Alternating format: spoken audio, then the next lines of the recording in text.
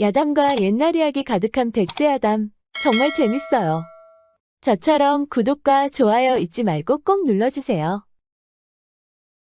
옛날 옛적 한양의 어느 주막에 미순이라는 과부가 살고 있었습니다. 아름답고 순하게 성장하라고 하여 붙여진 이름이었지요. 미순이는 10살이라는 어린 나이에 혼인했지만 신랑이 돌림병으로 시름시름 앓다가 보름 만에 세상을 떠나고 말았답니다. 시부모는 연려문을 세우라고 끝까지 고집을 부렸지요. 서방 얼굴도 제대로 기억하지 못한 어린 미순이는 연려가 되라는 주변의 요구를 전혀 이해하지 못했습니다. 결국 미순이는 시부모 집에서 나와야 했고 부모는 연려문을 세우라는 압박을 견디다 못해 알아눕고 말았습니다. 그렇게 1년 전에 부모님마저 세상을 등지셨고 미순이는 집에서 물려준 작은 초가집을 주막으로 만들었습니다. 예전 할머니 손맛을 기억하고 있었던 미순이는 제법 음식 솜씨가 좋았습니다. 주막이 잘 나간 건 3달 전부터였습니다. 그날부터 미순이를 보겠다는 남자들이 우후죽순으로 늘어나는 것이었습니다. 미순이는 음식 솜씨도 좋았지만 생김새가 얌전하고 예쁘장하였지요. 그러니 미순이 얼굴 한번 보겠다는 남자들이 많아진 것이었습니다. 하지만 미순이는 아직 남자를 받아들일 준비가 안 됐답니다. 서방님이 돌림병으로 보름 만에 세상을 떠나고 연려문을 세우라는 집요한 압박을 받았으니까요. 그러니 남자를 받아들일 마음의 준비가 안 된 것이었습니다. 미순이에게 혼담을 넣는 남자들은 많았습니다. 양반가부터 시작해서 양갓집까지 아주 다양한 남자들이 찾아왔습니다. 그럴 때마다 미순이는 단칼에 거절하였답니다. 그러던 어느 날, 웬 멀끔한 나그네 한 명이 주막에 들렀습니다. 과거 급제를 위해 먼 지방에서 공부를 하고 있었지요. 머리를 식힐 겸 한양에 왔다가 잠시 쉬어가는 길이었습니다. 그런데 나그네 눈에 이상한 광경이 펼쳐졌습니다. 손님들이 국밥과 막걸리 앞이 아니라 모두 주모에게 주목하고 있는 것이었지요. 멀리서 의아하게 쳐다봤던 나그네는 주막에 도착해서야 이해할 수 있었습니다. 나그네는 미순이에게 홀딱 반했습니다. 지금까지 살면서 이렇게 어여쁜 여인을 본 적이 없었지요. 그동안 공부만 해서 그런가? 여인을 처음 보는 것도 아닌데 왜 이렇게 가슴이 설레는 것일까? 나그네는 국밥을 내오는 미순이를 보니 더 가슴이 뛰는 것이었습니다. 바로 앞에서 미순이의 온기가 전달되는 것 같았지요. 나그네는 그날부터 미순이 생각에 잠이 들지 못했습니다. 글도 눈에 들어오지 않던 나그네는 결국 미순이를 찾아갔습니다. 다른 남자들처럼 혼담을 넣으려는 것이었지요. 그런데 손님들 하는 말이 심상치가 않았습니다. 여간에서는 미순이가 남자들의 고백조차 받지 않는다는 것이었습니다. 나그네는 나름 어릴 때부터 총명하다는 소리를 들었답니다. 아무래도 고백하기 전에 계획을 짜야겠구먼. 나그네는 다시 거처로 돌아와 어떻게 하면 미순이와 혼인할 수 있을지 고민하였습니다. 그러다 한 가지 꾀를 생각해냈습니다. 예전 할아버지께서 하신 말씀이 떠오른 것이었습니다. 만약에 혼인하고 싶은 여인이 생기면 점쟁이를 이용하라는 것이었지요. 할아버지가 할머니를 만난 것도 다 점쟁이 덕분이라는 겁니다. 나그네는 먼저 주막에 자주 놀러오는 아이들부터 찾았습니다. 아이들에게 푼돈을 주면서 이렇게 말하는 것이었습니다. 너희들 주모하고 많이 친하지? 주모 몸에 뭐가 있는지 알려주면 돈을 더 주마. 흉터든 점이든 다 좋으니까 무엇이든 알려다오. 그러자 아이들은 신이 나서 미순이에게 달려갔습니다.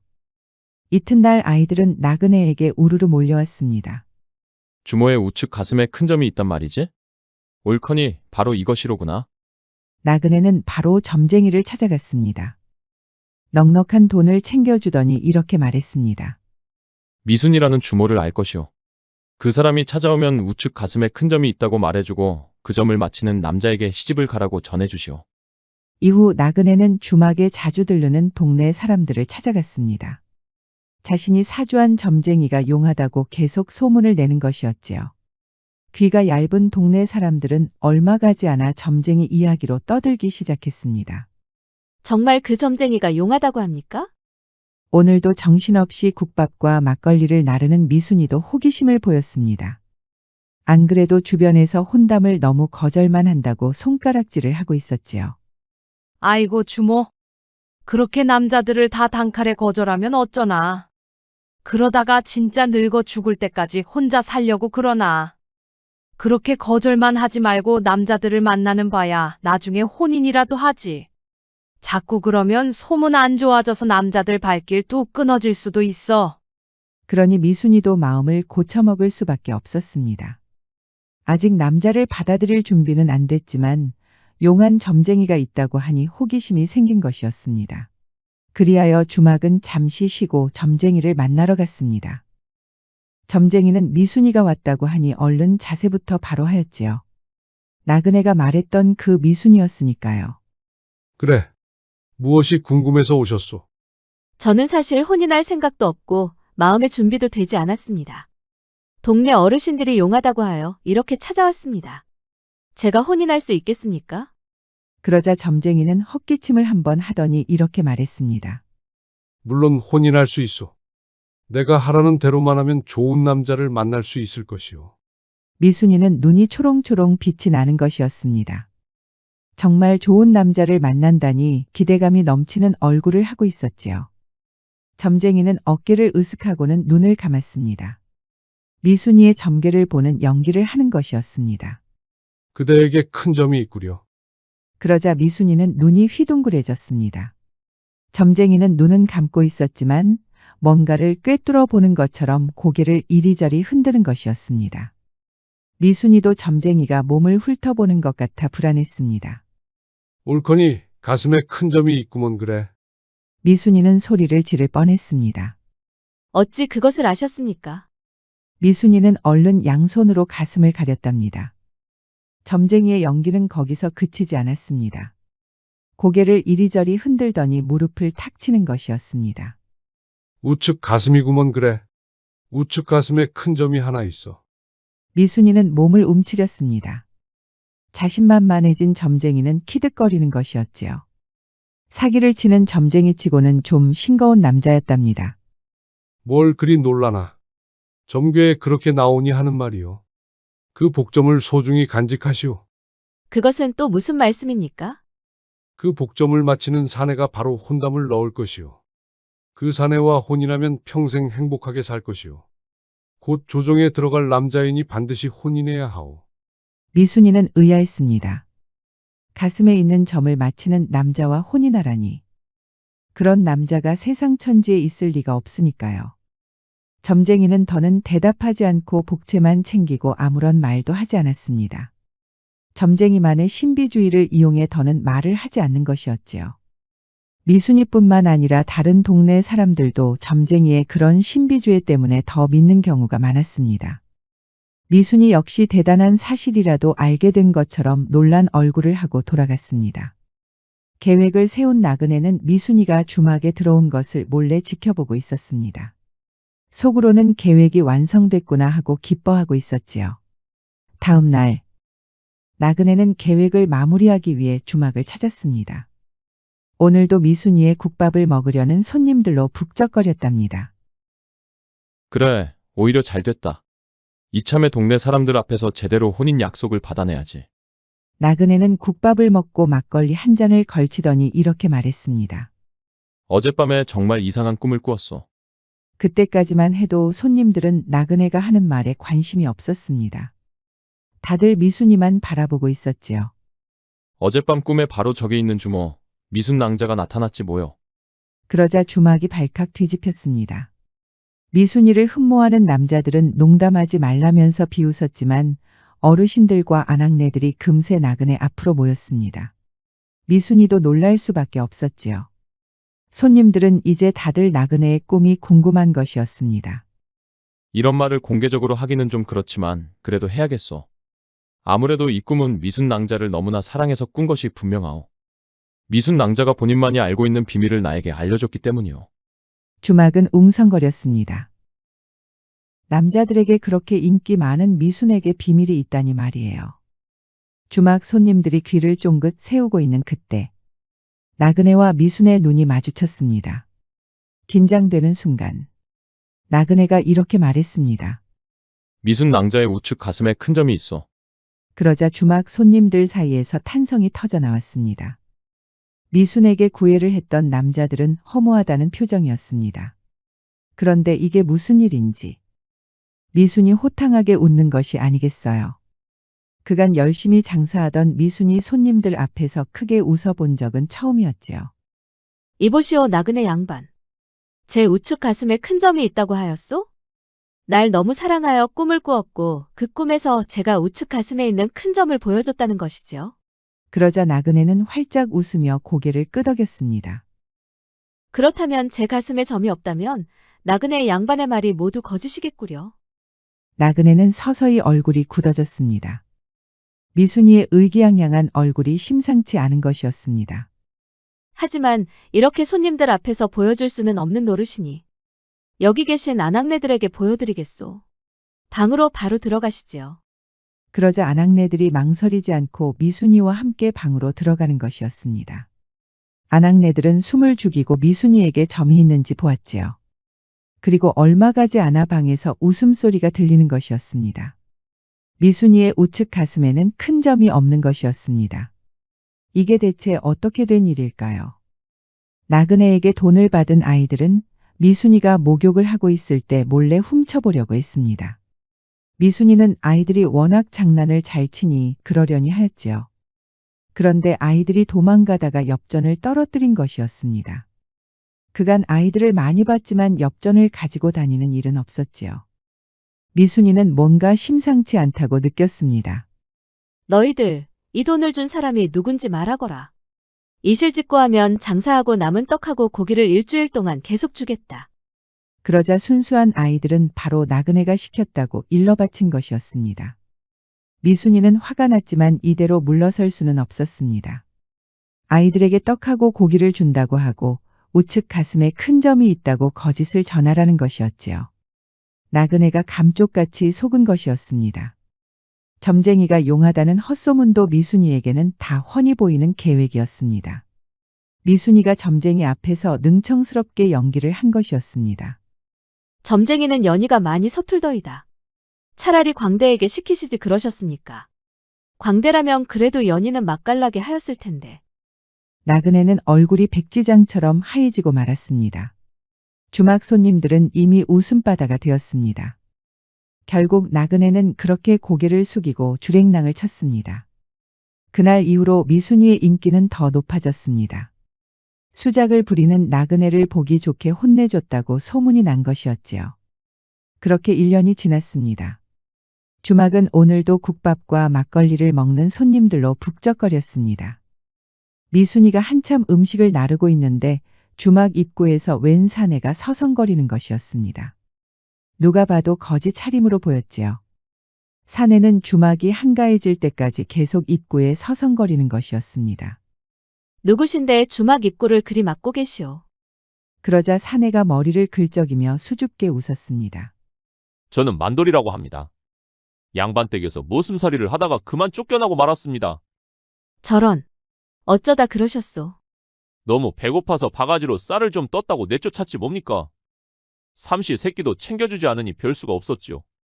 미순이는 부모님이 돌아가시고 갈 곳이 없었던 시절이 떠올랐습니다. 미순이도 만돌이처럼 갈 곳이 없어 주막 근처에서 서성거린 적이 있었지요. 그때까지만 해도 이렇게 잘 나가는 주막을 운영할 줄은 꿈에도 몰랐습니다.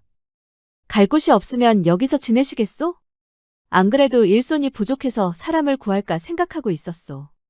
그러자 만돌이는 만면에 미소를 띠는 것이었습니다. 그렇게만 해주신다면 정말 평생 열심히 일하겠소. 그리하여 만돌이는 미순이 주막에서 머슴으로 일하게 됐습니다. 비록 머슴이었지만 미순이와 함께 일한다는 것만으로도 주변에서 부러움을 샀지요. 양갓집 남자들은 차라리 머슴이 될까 하고 농담까지 하는 것이었습니다. 미순이는 정말 만돌이에게 잘해주었습니다. 머슴이라고 함부로 대하는 법이 없었지요. 그것이 다 미순이가 어려운 시절을 겪었기 때문이었습니다. 철마다 옷을 해주고 주막에 일이 생기면 불러서 의논까지 하였답니다. 그러니 주변에서는 만돌이가 복을 타고났다고 말할 정도였지요. 그런데 이게 무슨 일인지 미순이가 그렇게 잘해주니 흑심이 생긴 것이었습니다. 얼마 전부터 일은 열심히 하지 않고 미순이를 슬쩍슬쩍 훔쳐보는 날이 많아졌습니다. 미순이를 반드시 내 여자로 만들 것이야. 어떻게든 기필코 내 여자로 만들 것이야. 하지만 미순이는 그때까지도 남자들은 거들떠보지도 않았습니다. 여전히 미순이에게 혼담을 넣는 남자들이 많았지만 대화조차 제대로 할 수가 없었지요. 만돌이도 단순히 고백만으로 미순이와 혼인할 수 없다는 것을 알고 있었습니다. 아무래도 계획을 짜야겠구먼. 이대로 평생 미순이 밑에서 머슴으로 살 수는 없지. 그날부터 만돌이는 미순이와 은밀한 관계라고 소문을 내기 시작했습니다. 미순이가 철마다 준 옷을 자랑하면서 말이죠. 미순이의 호의를 이런 식으로 이용하다니. 만돌이는 대체 무슨 생각일까요? 그렇게 1년이 지났습니다. 만돌이는 1년 동안 동네 사람들과 친하게 지낸 뒤에 허풍을 치고 있었습니다. 장사가 끝나면 미순이와 따로 만난다고 거짓을 말하는 것이었지요. 만돌이는 간밤에 일부러 미순이 방에 들어가곤 하였습니다. 주막 일로 의논을 하는 것이었지만 그것을 마치 미순이와 정이라도 나누는 것처럼 연기를 하는 것이었지요. 그러니 동네 사람들 사이에서도 소문이 나기 시작했습니다. 미순이를 잘 아는 손님들은 그럴 리가 없다고 했지만 만돌이에게 잘해주는 미순이가 점점 수상하게 보이는 것이었습니다. 그렇게 또 1년이 지났습니다. 만돌이가 1년 동안 동네 사람들과 친하게 지낸 이유가 있었습니다. 미순이와 정을 나누는 사이라는 것을 쉽게 믿게 하려는 것이었지요. 동네 사람들은 신압으로 만돌이의 말을 믿기 시작했습니다. 미순이는 그런 것도 모르고 계속 만돌이에게 잘해주고 있었지요. 그러던 어느 날, 만돌이가 보이지 않는 것이었습니다. 미순이는 이상해서 큰 소리로 만돌이를 불렀습니다. 만돌이가 어디로 간 거지? 이제 장사 시작해야 하는데? 미순이가 부엌으로 들어가서 장사 준비를 하려고 하는 그때 포졸들이 들이닥쳤습니다. 포졸 나리들께서 이렇게 이른 시간에 어쩐 일이십니까? 이보시오 주모. 우리와 함께 관가에 가야겠소. 그게 무슨 말씀입니까? 저를 관가로 데려가신다고요? 무슨 이유로요? 주모를 형조에 고소한 사람이 있어. 미순이는 웃음이 나왔습니다. 포졸 나리들께서 잘못 아셨을 겁니다. 전 여기서 계속 열심히 장사만 했습니다. 그러니 죄를 지을 이유가 없지요. 누가 절 고소했다는 겁니까? 만돌이라고. 주모 밑에서 머슴으로 일하는 사내 말이오. 그 사내가 주모를 고소했소. 미순이는 눈이 휘둥그레지더니 또 한 번 웃음이 터졌습니다. 만돌이는 저하고 벌써 2년 넘게 일했습니다. 어제까지도 머슴으로 여기서 일했고 장사일로 의논까지 했는데 그게 무슨 말도 안 되는 소리입니까? 뭔가 잘못 알고 찾아오신 겁니다. 그야 같이 가보면 되지 않겠소. 어서 갈채비를 하시오. 미순이는 영문을 알 수가 없었습니다. 포졸들이 관가로 데려가는 것도 황당한데 2년 동안 같이 열심히 일한 만돌이가 고소를 했다니요. 미순이는 바빠서 주모 차림으로 포졸들을 따라갔습니다. 그곳에는 포도대장이 근엄한 얼굴로 기다리고 있었지요.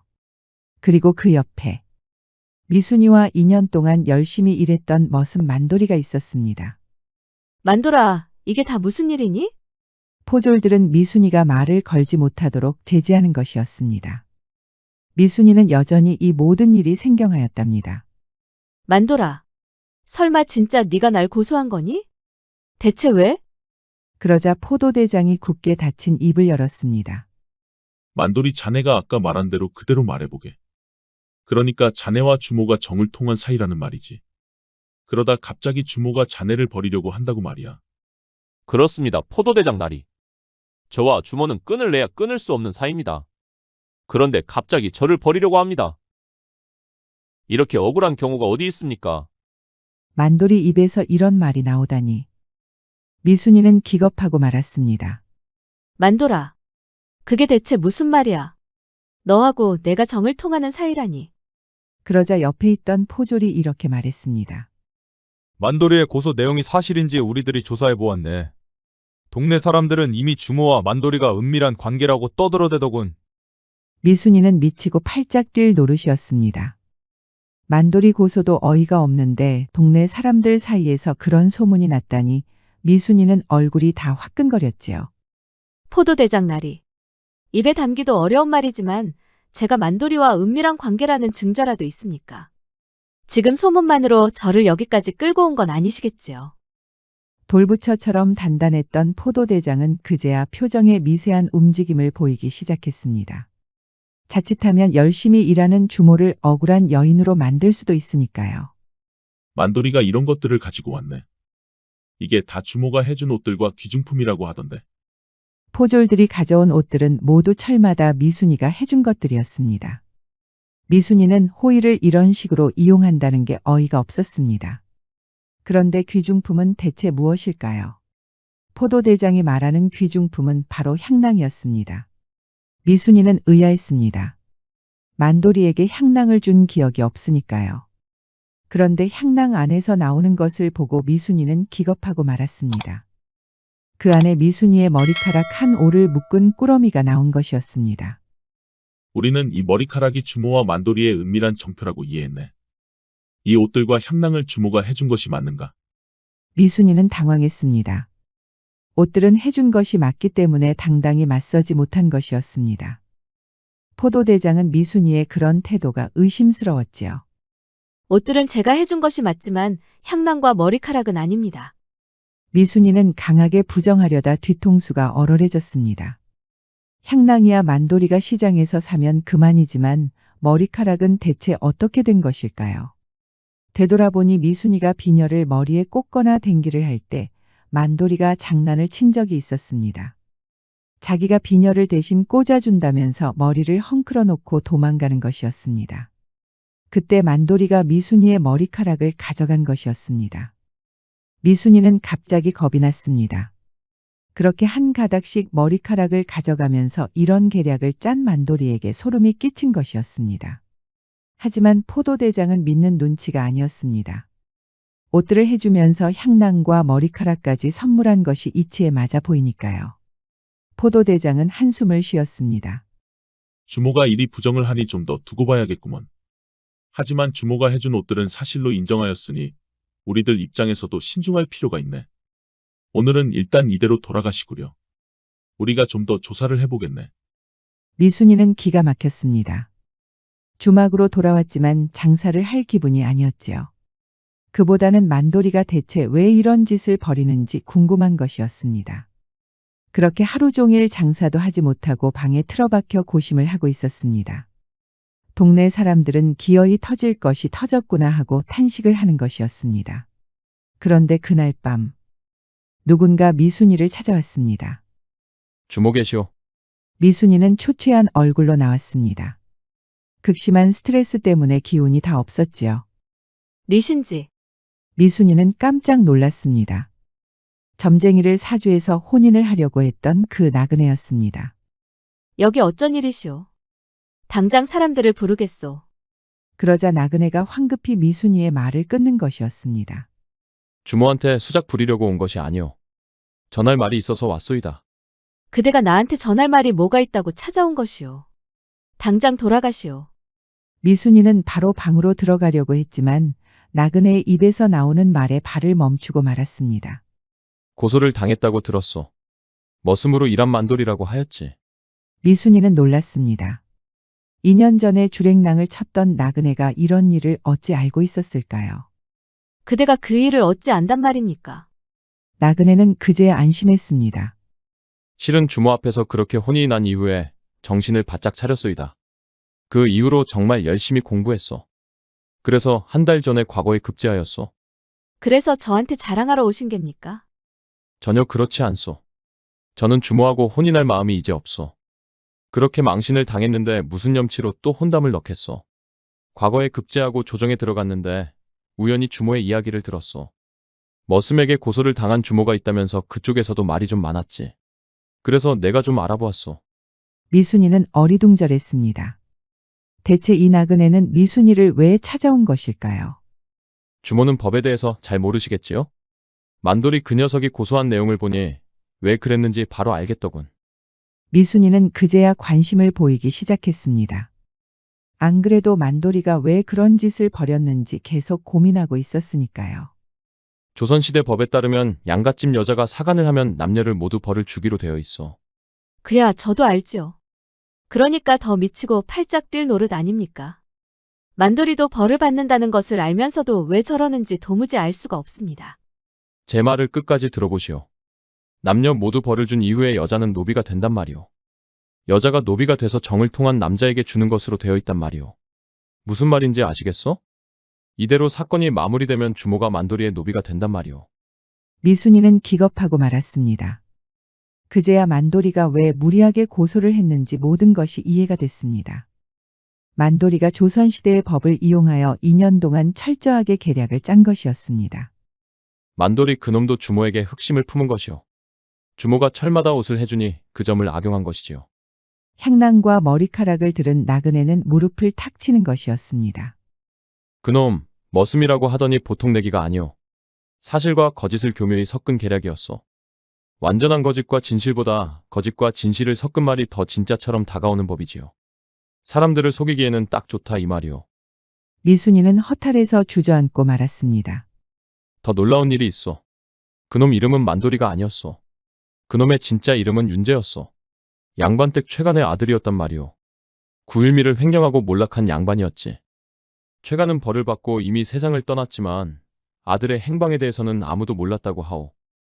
아비의 피를 이어받았는지 사기도 잘 치고 거짓말도 잘하지만 조선의 법에 대해서도 잘 알고 있지 않소. 미순이는 도저히 받아들일 수가 없었습니다. 2년 동안 만돌이가 한 행동이 모두 거짓이었다니. 결국 미순이는 울음을 터뜨리고 말았습니다. 그렇게 한동안 눈물을 흘리던 미순이는 결심하였습니다. 만돌이, 그놈의 정체를 알았으니 이제 벌을 내릴 차례지요. 어쩌실 생각이오? 미순이가 갑자기 회심의 미소를 지었습니다. 미순이에게 어떤 계획이 있는 것일까요? 다음 날 아침, 미순이는 바로 포도대장을 만나러 왔습니다. 주모가 먼저 이렇게 찾아오다니. 무슨 할 말이라도 있어. 포도대장 날이. 조용히 드릴 말씀이 있으니 다들 물러나라고 하시지요. 포도대장은 의아했지만 미순이 뜻대로 다른 포졸들을 물러나게 했습니다. 포도대장 날이. 만약에 만돌이가 저와 은밀한 관계였다면 제 몸에 있는 예민한 부위까지 모두 알 것입니다. 그렇지 않습니까? 주모 말이 옳소. 무슨 말이 하고 싶어서 그러는 것이오. 저는 어릴 적에 집에 불이 나서 화상이 있습니다. 바로 제 아랫배에 있지요. 손바닥만한 상처가 있습니다. 만돌이에게 이 상처가 있는지 한번 물어보십시오. 저와 은밀한 관계가 맞다면 알 것이고 모른다면 만돌이가 거짓말을 하는 것입니다. 포도대장은 고개를 끄덕였습니다. 그거 참 결정적인 증거가 되겠소. 얼른 만돌이를 불러서 물어보겠소. 얼마 가지 않아 만돌이가 나타났습니다. 포도대장은 바로 상처에 대해 물었지요. 자네가 주모와 정을 통하는 사이라면 주모 몸에 있는 은밀한 부위까지도 잘 알고 있을 터. 혹시 알고 있는가? 만돌이는 고개를 갸웃했지만 여전히 얼굴에는 여유가 보였습니다. 옆에 있는 미순이는 무섭게 노려보고 있었지요. 무엇을 말씀하시는 건지 잘 모르겠습니다. 좀 더 상세히 말씀해 주시지요. 포도대장은 미순이의 눈치를 봤습니다. 상처에 대해 물어도 되는지 의중을 묻는 것이었습니다. 주모에게는 상처가 있다고 하던데 어느 부위에 있는지 정확히 아는가? 그러자 만돌이가 회심의 미소를 짓는 것이었습니다. 무릎을 탁 치더니 이렇게 말하는 것이었습니다. 주모는 어릴 적에 불이 나서 화상을 입었습니다. 아랫배에 손바닥만한 상처가 있지요. 저와 정을 통할 때 그것을 슬며시 보여주면서 눈물도 흘렸습니다. 포도대장은 당황할 수밖에 없었습니다. 이렇게 되면 오히려 만돌이 말대로 주모와 은밀한 관계의 결정적인 증거가 되니까요. 이렇게 만돌이의 승리로 끝나는 것일까요? 그런데 그때 갑자기 미순이가 소리를 내며 웃는 것이 아니겠어요. 이제 저의 무고함이 드러났습니다. 포도대장 날이. 미순이의 무고함이 드러났다니. 자신만만하던 만돌이가 갑자기 당황하는 것이었습니다. 실은 만돌이가 포졸들을 매수에 엿들었을 것 같아 거짓말을 한 것입니다. 그러면서 미순이가 앞으로 나오더니 아랫배를 보여주는 것이 아니겠어요. 놀랍게도 미순이 아랫배에는 아무런 상처도 없는 것이었습니다. 아주 매끈하고 하얀 맨살만 있었지요. 미순이의 귀여운 배꼽만 눈에 들어오는 것이었습니다. 당황한 포도대장은 헛기침을 하고는 고개를 돌렸습니다. 주모 아랫배에 상처가 없다는 것은 알았으니 이제 그만 웃음 내리시오. 미순이 말대로 만도리는 포졸들을 이미 매수한 상태였습니다. 미순이와 포도대장의 대화를 엿듣고 일일이 보고를 받은 것이었지요. 미순이가 아랫배에 상처가 있다는 것도 미리 엿듣고 대비를 한 것이었습니다. 옳거니 아랫배에 있는 상처로 내 거짓을 증명해 보이시겠다. 나를 아주 바보로 아는구먼. 하지만 미순이도 만도리의 계략을 알고 있었습니다. 만도리가 몰락한 양반댁의 아들이었다는 것을 알고 끝까지 방심하지 않은 것이었지요. 포졸들을 매수했을 상황도 대비한 것이었습니다. 포도대장은 바로 만도리를 포박했습니다. 그리고는 마당으로 나가서 추다를 했더니 매수당한 포졸들을 줄줄이 부는 것이었습니다. 그리하여 만도리와 매수당한 포졸들까지 모두 관가에 끌려갔습니다. 포도대장은 미순이에게 고개를 숙였습니다. 주모에게 정말 송구하고 감사하오. 저런 작자들이 내 주변에 있었다니. 주모가 아니었다면 저런 놈들과 언제까지 일을 했을지 생각만 하면 아주 끔찍하구려. 포도대장 나리께서 마지막까지 신중하신 덕분입니다. 이렇게 저희 무고함을 증명해 주셔서 정말 감사합니다.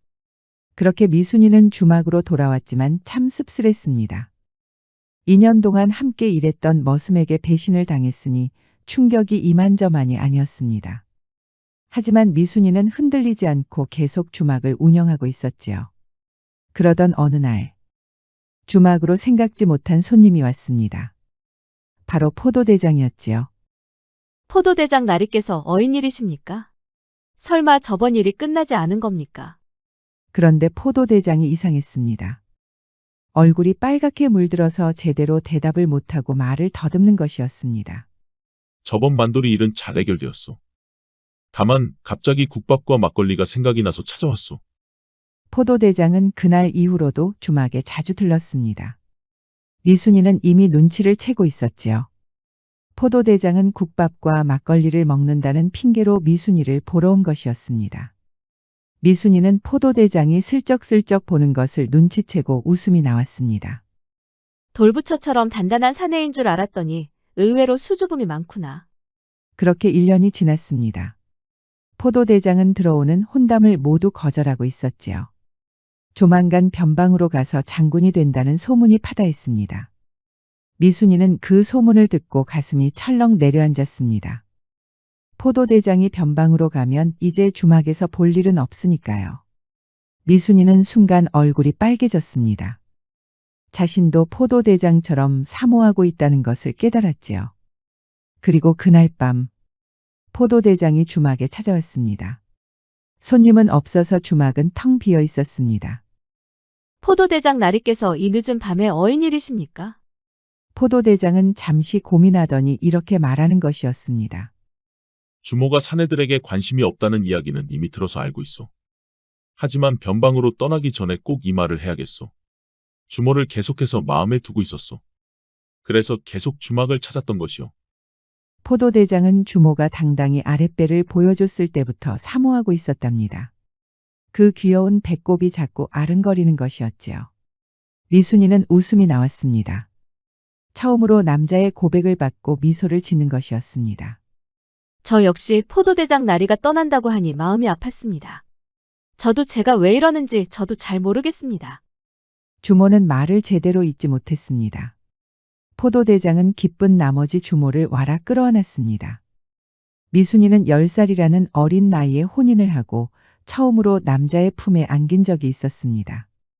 그때는 당연히 어린 나이라서 사랑이라는 것도 잘 몰랐지요. 그런데 이번에는 그 사랑이라는 것을 조금은 알 것 같았습니다. 간절함, 그리움, 그리고 희망? 미순이는 드디어 사랑을 통해 희망이라는 것이 조금씩 보이는 것 같았습니다. 포도대장의 이름은 이도현. 이제 곧 장군이 될 제목이었지요. 도연과 미순이는 그렇게 얼마 가지 않아 혼인하였답니다. 미순이는 도연이를 따라 변방으로 따라갈 수밖에 없었습니다. 도연이는 이미 조정에서 인정을 받고 병조판서까지 거론되고 있었습니다. 미순이는 눈물이 났습니다. 그동안 아끼고 애정을 쏟았던 주막이었지요. 주막을 팔아야 할까요? 그렇게 미순이가 고민하고 있는데 동네 사람들이 찾아왔습니다. 이보시게 주모. 아니지. 이제는 마님이 되셨네. 걱정하지 말고 서방 따라 변방으로 가시게. 이 주막은 우리 아낙네들이 도맡아서 잘하고 있을 테니까. 필요하면 언제든지 찾아오라고. 우리가 어떻게 벌고 어떻게 재료를 쓰는지 아주 상세히 보고 드릴 테니까. 미순이는 눈물이 났습니다. 그동안 정이 들었던 동네 사람들이 주막을 지켜주기로 한 것이었지요. 그렇게 미순이는 마음 편히 도연을 따라 변방으로 갈 수 있었습니다. 그런데 이게 무슨 일인지 변방에서 도는 소문이 심상치 않았습니다. 조만간 전쟁이 발발할 것이라는 무서운 소문이었지요. 그러자 도연의 집안에서는 고민이 많았습니다. 이번 전쟁을 제대로 막아내야 도연이 병조판서로 올라갈 수 있으니까요. 정말 고민이 많소. 이번 전쟁은 최대한 적은 피해를 입으면서 승리로 끝나야 하오. 우리 주민들이 큰 피해를 입으면 오롯이 나의 책임으로 돌아갈 것이오. 하지만 적은 피해를 입으면서 승리할 수 있는 전쟁이라는 것이 있을까요? 도연이 잠도 제대로 자지 못하고 고민하고 있으니 미순이도 덩달아 근심이 많아졌습니다. 오죽하면 주변에서는 다시 주막으로 돌아가라는 조언까지 하였으니 말이에요. 그러던 어느 날 동네 사람들이 미순이를 찾아왔습니다. 주막이 잘 운영되고 있다는 말을 전하러 온 것이었지요. 미순이에게 떡과 고기를 먹었던 그 아이들도 따라왔습니다. 아이고 너희들. 이렇게 험한 곳까지 오면 위험하단다. 하지만 아이들은 미순이가 보고 싶었다면서 떼를 쓰는 것이었습니다. 변방이라고 하니 더 뛰어놀 곳도 많았지요. 아이들은 얼굴에 바가지를 쓰고는 병정놀이를 하였습니다. 미순이는 그런 아이들을 보며 모처럼 평화로운 기분이 들었습니다. 그런데 그때 미순이 머릿속으로 스치는 것이 하나 있었습니다. 큰 깨달음을 얻은 듯 미순이가 갑자기 회심의 미소를 짓는 것이 아니겠어요. 그날 밤 미순이는 바로 집에 남겨진 재산을 모두 정리하는 것이었습니다. 곡식 40호, 노비 6명, 소 4마리였습니다. 미순이는 얼른 노비들을 불러 모았습니다. 여기 소와 곡식들이다. 이것들을 가져가서 몇 리 떨어진 산골짜기에 들어가 나무를 베어내고 농토를 만들거라. 노비들은 이게 무슨 소린가 하고 고개를 갸웃하는 것이었습니다. 갑자기 이상하게 들리겠지만 내가 시키는 대로 하거라. 당장 골짜기로 가서 농사를 지으란 말이다. 그리고 매년 결과를 보고하거라. 1년이 지나고 노비들이 일궈낸 곡식들이 나왔습니다. 미순이는 바로 도연을 불렀습니다. 서방님, 여기 1년치 곡식들입니다. 이것을 귀천 막론하고 고을 사람들에게 나눠주십시오. 도연이는 이상했지만 미순이 시키는 대로 곡식들을 나눠줬습니다. 가난한 사람들은 변방의 장군이 곡식을 준다고 하니 환영할 만한 일이었지요. 미순이는 다시 노비들을 불렀습니다. 이제 밭이 많이 커졌을 것이야. 밤마다 박을 심어서 가을에는 바가지가 완성되도록 하거라. 그렇게 해서 최대한 바가지를 많이 모아두거라. 갑자기 바가지를 만들라니. 조만간 전쟁이 발발한다는 소문이 있는데 너무 한가한 것이 아닐까요? 노비들도 미순이가 이상했지만 시키는 대로 하였습니다. 세월이 지나니 바가지는 창고를 가득 메울 정도였습니다. 미순이는 바가지가 있는 창고로 오더니 이렇게 말했습니다. 바가지에 검정칠을 하거라. 그리고 그 바가지와 같은 모양의 쇠바가지를 만들거라. 그날 노비들은 바가지에 일일이 검정칠을 하느라 애를 먹었습니다. 대체 이런 일을 왜 해야 하는지 불만이 터져 나왔지요.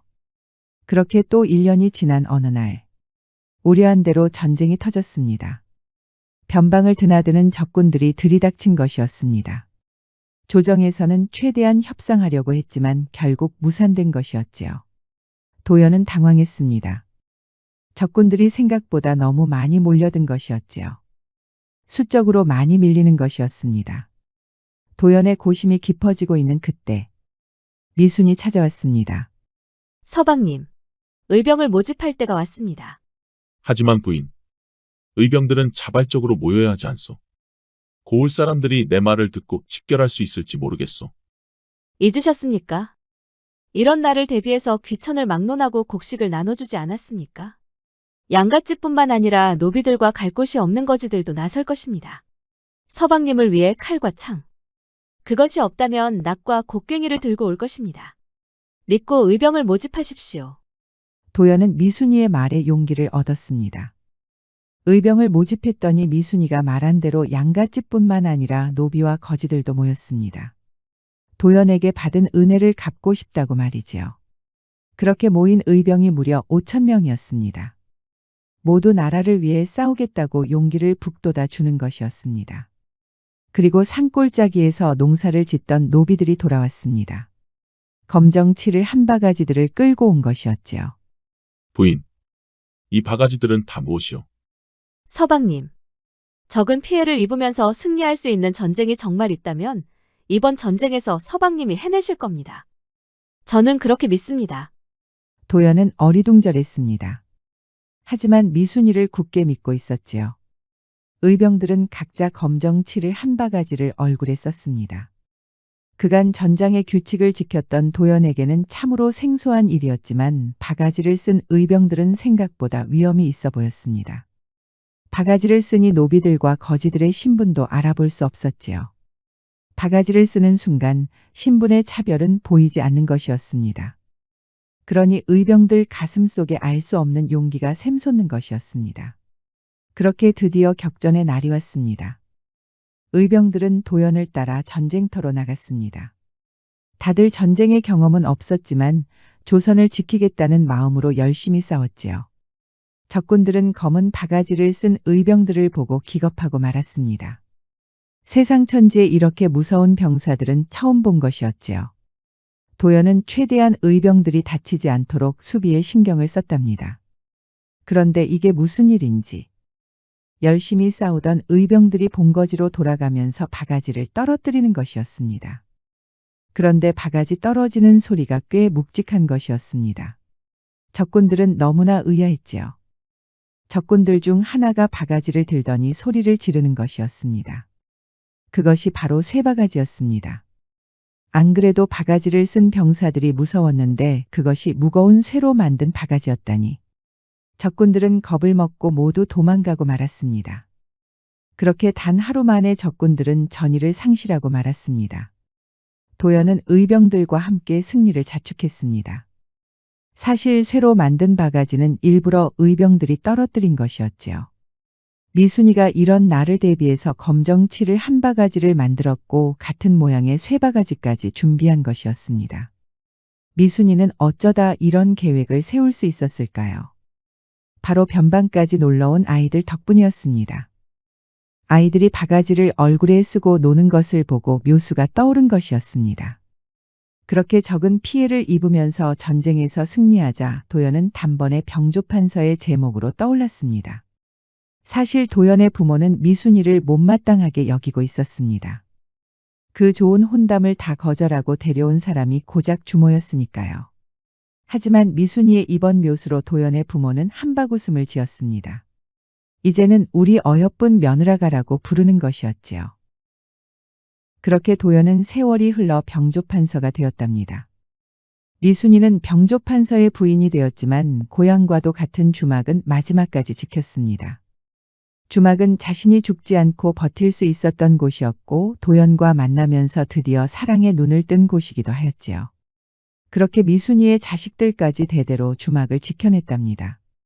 프랑스의 군인 출신 탐험가이자 사회운동가인 자크 쿠스토는 이렇게 말했습니다. 우리가 논리적일 때 미래는 사실 암담해 보인다. 그러나 우리는 논리적인 것 이상이다. 우리는 인간이며 신념이 있으며 희망이 있다. 지금 우리에게 필요한 것은 희망이 아닐까요? 미래가 암담해 보이고 확신이 서지 않을 때 그 돌파구를 뚫을 수 있는 것이 바로 희망일 것입니다. 미순이처럼 희망을 포기하지 않는 사람에게는 무한한 자원이 있을 것입니다. 우리들 모두 미순이처럼 무한히 창조적인 존재라는 것을 잊지 말아주세요. 지금까지 백세야담 20번째 이야기였습니다. 백세야담 많이 사랑해주세요.